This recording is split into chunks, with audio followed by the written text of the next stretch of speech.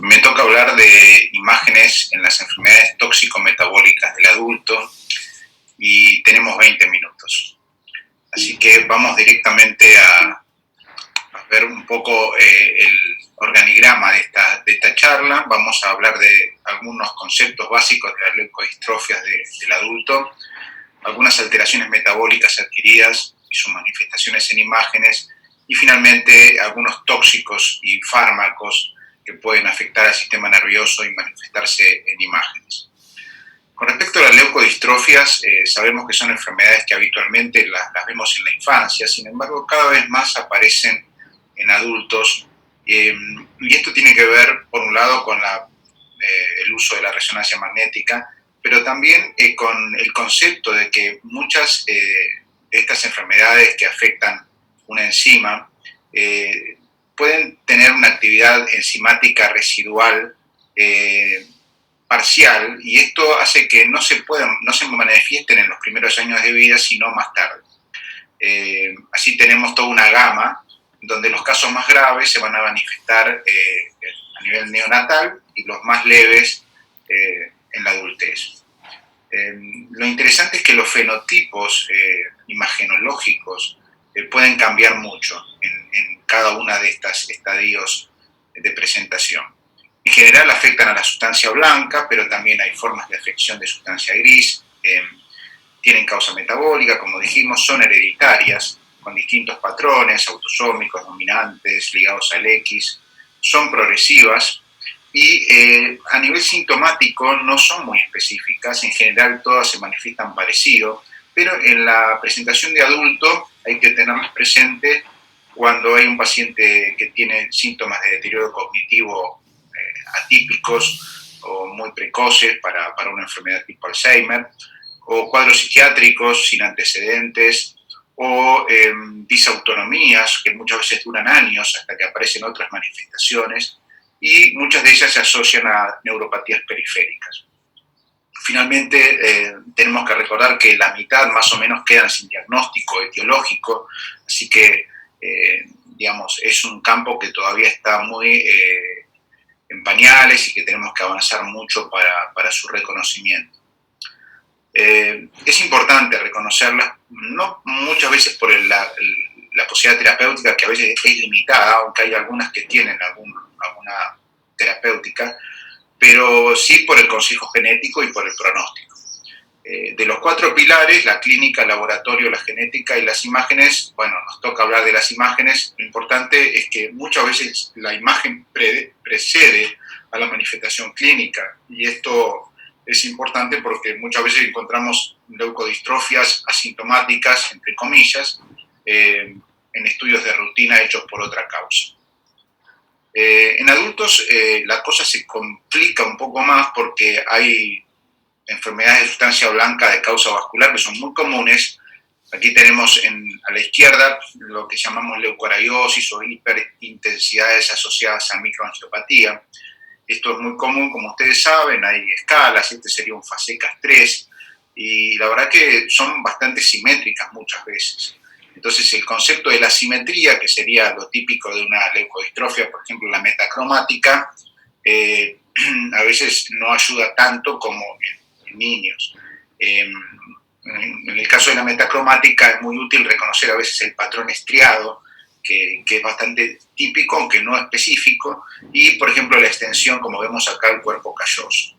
Pero sin embargo, a veces hay formas de leucodistrofia que son totalmente asimétricas, como puede ser esta, un cadacil, donde vemos lesiones en los núcleos basales de origen vascular, que son muy parecidas, y entonces ahí hay que ir a detalles como el compromiso de cápsulas externas o la sustancia blanca temporal subcortical, para reconocer que no se trata de una microangiopatía común. Aquí tenemos otro concepto importante. Fíjense, 2 pacientes, 2 edades, uno 9 años, otro 48. Sin embargo, muy parecidas son las imágenes. Una tiene compromiso, las dos tienen compromiso periventricular supratentorial y compromiso de los tractos córtico-espinales.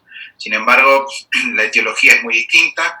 La de la izquierda es una adrenoleucodistrofia ligada al X, y la de la derecha es una enfermedad de Grave que tiene manifestación muy distinta en adultos que en niños. En niños se manifiesta más con lesiones periventriculares, pero en adultos el compromiso es mucho más a nivel de la vía piramidal. Entonces son muy parecidas, y aquí es donde hay que jugar no solamente con el patrón imagenológico, sino con el conocimiento de la edad del paciente, por lo menos.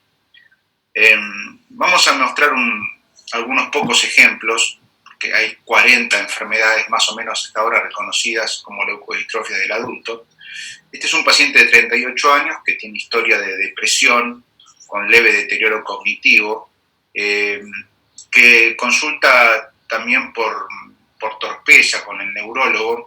Hasta ese momento lo venía siguiendo un psiquiatra, y alteraciones de la marcha. Bueno, las imágenes son bastante claras, hay compromiso de la vía piramidal a nivel del mesencéfalo, como ustedes pueden ver, de la sustancia blanca frontoparietal, tanto a nivel lobular como periventricular, y lo interesante es que en la secuencia de difusión hay restricción. Esta restricción estaba en forma, digamos, no había presentación clínica stroke-like, era permanente. Incluso se repitieron varios estudios y seguía estando esta restricción. Bueno, esto es bastante característico de esta enfermedad, que es la leucoencefalopatía hereditaria difusa con esferoides neuroaxonales. Esta es una enfermedad que básicamente no es frecuente, es autosómica dominante, y hoy sabemos que es por una alteración del receptor del factor estimulante de colonias 1. Parece que hay un balance entre estos dos factores estimulantes, el 1 y el 2, sobre la microglía. Hoy se considera que esta es una enfermedad de la microglía. Entonces, cuando falla el 1, predomina el factor 2, y el factor 2 genera actividad de la microglía y lesión de la sustancia blanca. Esta enfermedad se caracteriza por estos esferoides que generan una restricción permanente de la difusión en las lesiones, o por lo menos muy prolongada. Algunas veces hay astrocitos alterados, o glía alterada con pigmentos, y por eso también se la reconoce como una forma pigmentaria, que sería una variante de esta enfermedad. Vamos a otra, un paciente de 46 años, varón, con varios años de evolución, con alteraciones urinarias, que tiene básicamente también hipotensión ortostática, y comienza últimamente con temblor de intención y marcha espástica. Ven en la resonancia magnética la presencia de una lesión bilateral y simétrica de los pedúnculos cerebelosos medios, con compromiso también de los tractos córtico-espinales, afección difusa de la sustancia blanca supratentorial en FLAIR, y una médula atrófica desde la nivel cervical hacia abajo. Desde el punto de vista del diagnóstico, esto terminó siendo una leucodistrofia autosómica dominante del adulto. Había antecedentes familiares, esto siempre es importante recordarlo y preguntarlo, y a veces estudiar a la familia también con imágenes. Esta es una enfermedad que se da por una duplicación de un gen, es una enfermedad por aumento de actividad de la proteína, en este caso del gen de la lámina B1. La lámina B1 es una proteína de la lámina del núcleo, que está por dentro de la membrana interna, que son básicamente proteínas filamentosas, digamos, son proteínas que tienen un rol muy importante en todo lo que tiene que ver el núcleo, básicamente en la duplicación celular, a nivel de la cromatina, y también a nivel de los poros del núcleo, que son tan importantes. Así que esta enfermedad también es rara, pero debemos tenerla en cuenta cuando aparece esta combinación de síntomas y el antecedente familiar.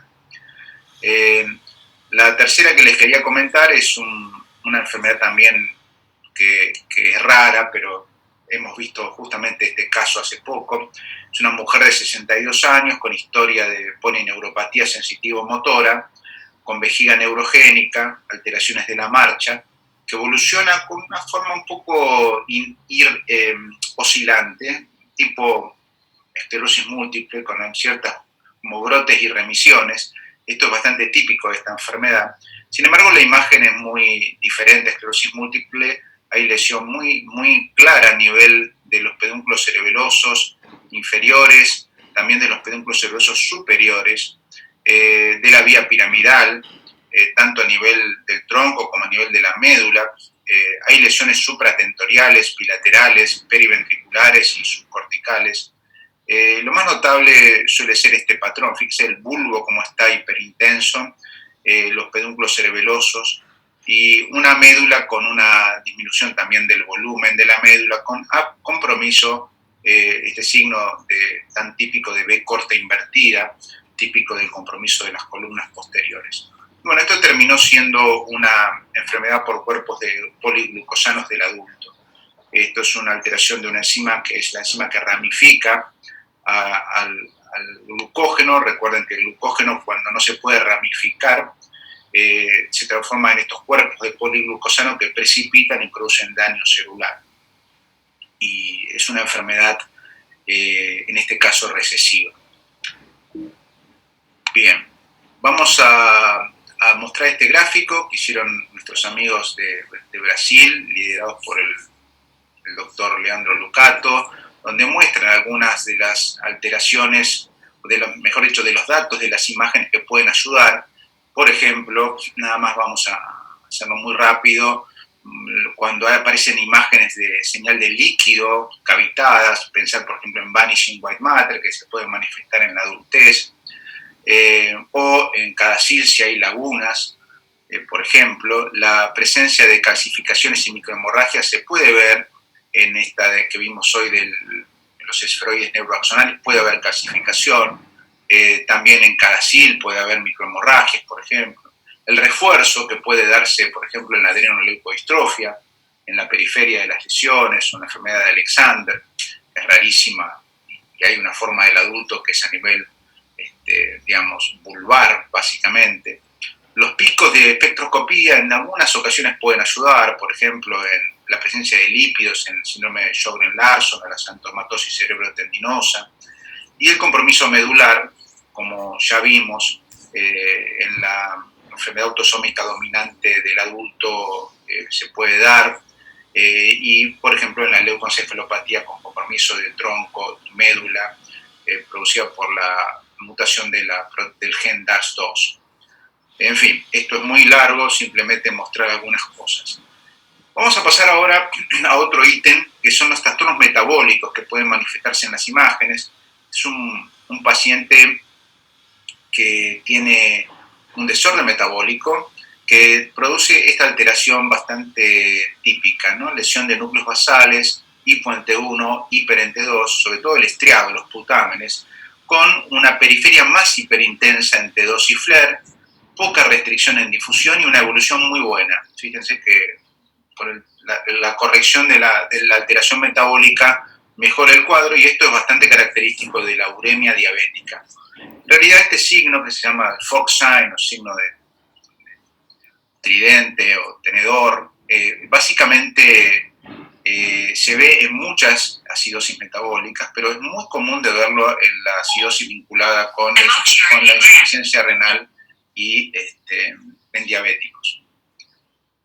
Acá tenemos otro caso de un paciente con otro desorden metabólico muy común, que tiene en T2 y en FLAIR no muchas manifestaciones. Es un paciente adulto, hay un poco de atrofia, pero fíjense en la difusión y en el ADC cómo tenemos restricción a nivel de los brazos posteriores de las cápsulas internas, el cuerpo calloso y la sustancia blanca subcortical.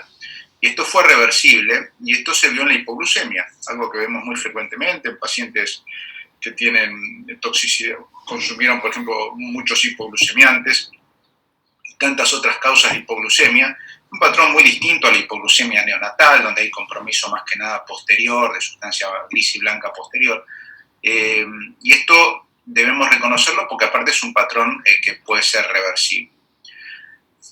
Otro caso, lesión, fíjense, a nivel de los tálamos, mediales, posteromediales, con restricción, y además un compromiso cortical que se ve mejor en difusión, con un compromiso básicamente de las dos ínsulas y algo de la corteza frontal, sobre todo a nivel del cíngulo. Cíngulo, ínsula, tálamo, siempre pensar en hiperamoniemia. Este era un paciente que había tenido una insuficiencia hepática aguda y tuvo un cuadro típico de hiperamoniemia. Otro caso, paciente, otro desorden metabólico que afecta mucho el tronco, la protuberancia, con cierto respeto del tracto corticoespinal, lesión de putamen con restricción parcial, lesión de cápsulas externas, mejor dicho, de antemuros, con restricción, y también compromiso talámico. Bueno, esto era un cuadro de una hiponatremia, un cuadro de corrección de hiponatremia, lo que llamamos desmineralización osmótica, que puede ser pontina o extrapontina, o ambas. En este caso fue pontina extrapontina, un cuadro muy grave, no es tan común ver este nivel de lesión, pero recordemos que esto puede pasar.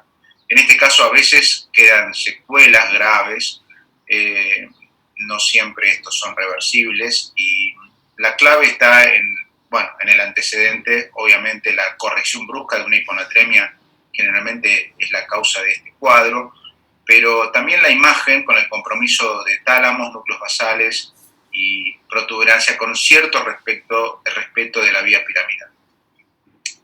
El último, creo que este es el último desorden metabólico, es un paciente vegano que consulta por ciertos trastornos de la marcha y bueno, lo que encontramos es a nivel de la sustancia blanca de los centros semiovales con extensión a la cápsula interna posterior, restricción bilateral y simétrica.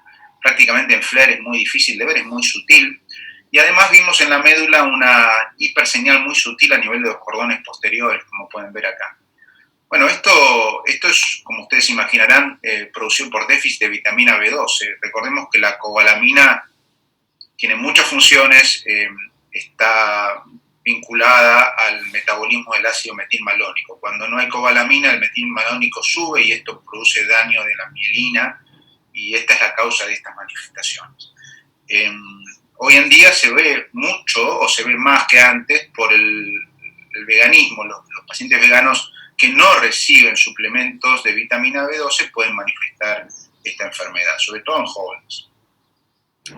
Y para terminar la tercera parte de la charla vamos a hablar de algunos tóxicos. En este caso tenemos dos casos, un caso primero con lesiones bilaterales de los putámenes con sangre, y del otro lado tenemos lesiones también de los putámenes. En este caso no se ve sangre, pero sí hay restricción, y también restricción de la sustancia blanca a nivel frontal y a nivel parietal. Bueno, estos son dos ejemplos de toxicidad por metanol. Recordemos que el metanol se transforma en ácido fórmico y el ácido fórmico lesiona a las mitocondrias, a la cadena respiratoria, y produce esta lesión en zonas vulnerables. No hay que olvidarse, porque el metanol sigue siendo un tóxico que se usa, tiene que ver obviamente con los alcohólicos, tiene que ver con la pobreza, y en nuestro país tenemos las dos cosas, así que tenemos que pensarlo cuando vemos estos patrones. Por otro lado, vamos a mostrar otro caso, otro tóxico. Fíjense, un paciente joven que viene con esta imagen superior, con lesiones de sustancia blanca focales y algunas confluentes que restringen, que captan un poquito algunas de ellas y que tiene un aspecto de ADEM, ¿no? Lo que llamamos encefalomielitis diseminada aguda, pero la evolución fue muy mala, evolucionó con progresión de las lesiones, no respondió a corticoides, y bueno, el antecedente que surgió luego fue el consumo de cocaína. Recordemos que la cocaína puede dar muchas cosas, pero una de ellas es esta leucoencefalopatía, y aparentemente esto está relacionado mucho con el levamisol, que es uno de los adulterantes de la cocaína, que según algunas estadísticas está casi en el 70% de la cocaína que se consume, por lo menos en Estados Unidos. Y esta es una droga que es un antihelmíntico que se usaba también para algunas enfermedades inmunomediadas. Es un estimulante inmunológico y produce a veces se cree que es la causa de esta leucoencefalopatía por cocaína. Vamos a hablar de algunos fármacos nuevos o relativamente nuevos que pueden dar lesiones de sustancia blanca. Por ejemplo, el infliximab, digamos anti-TNA-alfa, puede producir estas lesiones de sustancia blanca focales, parecidas a esclerosis múltiple. Y esto hoy en día es bastante usado, sobre todo para tratar artritis reumatoidea, este tipo de drogas. Ustedes, por lo menos yo, siempre pensé que el TNA-alfa era una droga, era una sustancia, mejor dicho, proinflamatoria, pero también tiene una forma o una modalidad antiinflamatoria, y se cree que esta inhibición de este proceso antiinflamatorio es lo que genera este mecanismo inmunomediado contra la sustancia blanca cerebral. Por el otro lado, tenemos otra droga, el pembrolizumab, que es uno de los ejemplos de los, digamos, las drogas inhibidoras del checkpoint del sistema inmune, y se usa mucho para muchos tumores, sobre todo para el melanoma. Y estas lesiones, estas drogas pueden producir también enfermedades de sustancia blanca tipo esclerosis múltiple o parecidas en la imagen. Fíjense que producen acá lesiones de ambos tractos corticoespinales, también a nivel de la corteza. Y la causa de esto, hoy en día se cree que, ustedes saben que estos inhibidores checkpoint lo que hacen es aumentar la respuesta inmune, inhibiendo este bloqueo, o sea, inhiben a una inhibición que hacen los tumores con respecto a los PDL1, que son marcadores de muerte celular. O sea, el tumor se defiende de los linfocitos T a través de la producción de estas sustancias, y la inhibición de esta interacción célula tumoral linfocito T genera el beneficio de las drogas, de la inmunoterapia para el cáncer. Pero también esto genera dispara en pacientes predispuestos una respuesta inmune generalizada, y esto puede producir lesiones del sistema nervioso. Bien. Siguiendo con fármacos, acá tenemos otro caso de un paciente que tiene lesión de sustancia blanca con extensión al cuerpo calloso, que restringen en difusión, que son simétricas, muy llamativas, porque respetan lo periventricular, respetan lo subcortical. Y esto se vio en una colega que tuvimos que tomaba capecitabina para cáncer de mama, y fue reversible, suspendió la medicación y todo esto mejoró, pero ahí aprendimos que la capecitabina, una droga muy usada, puede producir este tipo de alteración de la sustancia blanca. Otras cosas que podemos ver en imágenes, lesiones de los núcleos dentados y la sustancia blanca del hilio del núcleo dentado o peridentada, y esto siempre tenemos que pensar en el antecedente de consumo de metronidazol, el flagil. Puede dar lesiones, en este caso también asociadas a algunas lesiones típicas de tronco que se ven en este fármaco. Otra droga que usamos muchísimo en Argentina, el isoniazida, que para la tuberculosis es la droga de elección, y bueno, fíjense que también ocasionalmente puede producir lesiones talámicas que restringen y que son bastante reversibles. Y bueno, también este caso que vemos muchísimo, pacientes tratados con leucemia que reciben metotrexate y pueden tener, entre otras manifestaciones, una manifestación stroke-like, donde aparecen hemiparesias agudas que resuelven en general y se asocian a estas restricciones focales de la sustancia blanca en el centro oval, y generalmente uni o bilaterales, y bueno, son bastante características del metotrexate. Finalmente, algo nuevo en médula, sabemos que hay una mielitis por radioterapia, pero también hay una mielopatía que aparece años después de la radioterapia, cuando se usan drogas tipo quimioterápicos, por ejemplo el paclitaxel o incluso el pembrolizumab. Esto se llama recall, mielopatía recall. Esto está bien descrito en dermatología. Pacientes que reciben este tipo de drogas en zonas previamente irradiadas, años antes, pueden hacer una lesión dérmica o una lesión medular, como en este caso. Bueno, finalmente, para recordar que hay muchos diagnósticos diferenciales en adultos, acá tenemos un paciente con lesión de núcleos basales, asimétrica, y eso es la clave, con lesión cortical y, bueno, ustedes se imaginarán, esto fue un Creutzfeldt, también un paciente que podría haber tenido una enfermedad tipo leucodistrofia o una enfermedad inmunomediada. Acá tenemos otro caso con lesiones hipodensas bilaterales que podría haber sospechado uno una leucodistrofia, sin embargo esto era un stroke, era un paciente que tenía lesiones en ambas arterias cerebrales medias y produjo una lesión bilateral. Después tenemos acá otro caso con una lesión estriatal unilateral, algo también en tálamo, mucha lesión en tronco, y fíjense este patrón medio apuntillado a nivel de la protuberancia del bulbo. Bueno, esto terminó siendo una leucoencefalopatía multifocal progresiva, producida por el virus JC. La clave está a veces en la presencia de restricción, la presencia de multifocalidad, las pequeñas imágenes puntiformes, satelitosis a las lesiones y, bueno, el antecedente generalmente de inmunosupresión. Y finalmente, un paciente con lesión de sustancia blanca, en este caso asimétrica, esto siempre es un dato bandera roja para la leucodistrofia, pero puede pasar, que tenía hidrocefalia y a nivel del tronco también había lesiones que tienen leve efecto de masa. Bueno, este paciente terminó progresando y fue una gliomatosis cerebri, un glioma difuso. Son todas imágenes que nos pueden llevar a confusión. Bueno, finalmente, para concluir esta rápida reseña, recordemos que la clave para hacer el diagnóstico de esta patología es el trabajo en equipo. Aquí tenemos que incluir, preguntar a los neurólogos, a los reumatólogos, a los toxicólogos. Tenemos que tener datos, tener información, si no es muy difícil y podemos cometer errores. Finalmente, bueno, quería recordarles el canal NeuroTakeaway, canal educativo,